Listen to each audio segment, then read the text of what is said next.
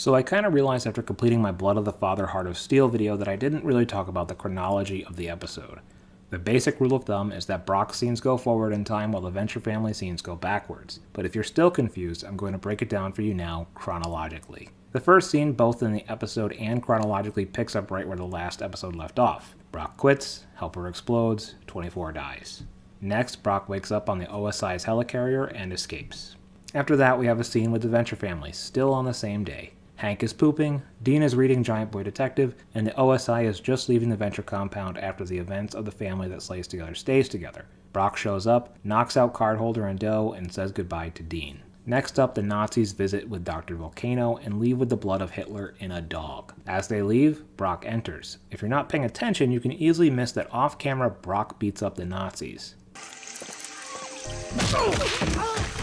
Working with Nazis now. That's pretty low, even for you. Brock gets Helper's head removed from his torso and off-camera mails it off to the Venture family, who we catch up with now.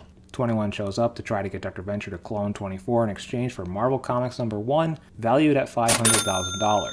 Hank enters as he leaves. Note his hair. He has a package with Helper's head and Brock's jacket. At the end of the scene, he starts reading the comic book and its value immediately begins to plummet, bringing its value all the way down to $53,000 in the next scene. The Nazis show up at the compound. Not a ton of time has passed because they're still battered and bruised from their encounter with Brock in the jungle. Hank and Dean enter, and Hank's hair hasn't changed too much. The Nazis give Dr. Venture 8 months to make a Hitler clone. At the end of the scene, Dr. Venture uses the comic book to pick up dog poop, bringing its value down to $22,000 at the start of the next scene. It's tough to say how much time has passed between the last scene and this new one, but Hank's hair is considerably longer. Sergeant Hatred is now fully on board as the Venture bodyguard and is trying to train the boys to use handguns. Toward the end of the scene, we get the reveal that Helper has been turned into a walking eye, but not before the comic book gets shot, bringing its value down to $8,000. But first, we've got to catch back up with Brock. Truth be told, this scene with Brock staying with Steve Summers and Sasquatch and the previous scene with Hank and Dean training with Hatred are totally interchangeable. Clearly, a good amount of time has passed as Brock has gotten a bit doughy, and it's implied Brock's been staying with them for a while. Brock thanks them for their hospitality and heads off to infiltrate the Blackhearts. Which brings us to the next scene.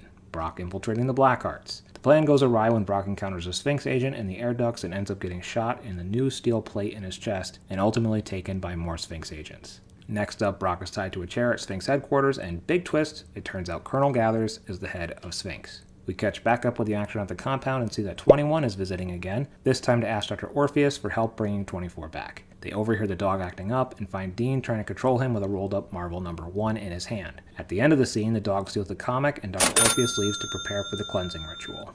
It's officially been 8 months since the Nazis dropped off the dog because the Venture family prepares to deal with their return while Dr. Orpheus is dressed for the cleansing ritual. Hank reads the comic, which now has a dog bite taken out of it, bringing its value down to $850. At the end of the scene, Sergeant Hatred uses the comic to wipe his butt, bringing its value down to $0. Finally, we have the opening scene of the episode in which Sergeant Hatred and Hank are trying to snipe Nazis from a distance while Dean is being commanded to kill Hitler the dog. Dr. Orpheus steps in and does some magic thing that ends up destroying all the clone slug tanks and melting the faces of the Nazis. The post-credit scene picks up where the last leaves off. Brock shows up at the compound in his new Sphinx uniform, stabs Hitler, and says goodbye to Hank.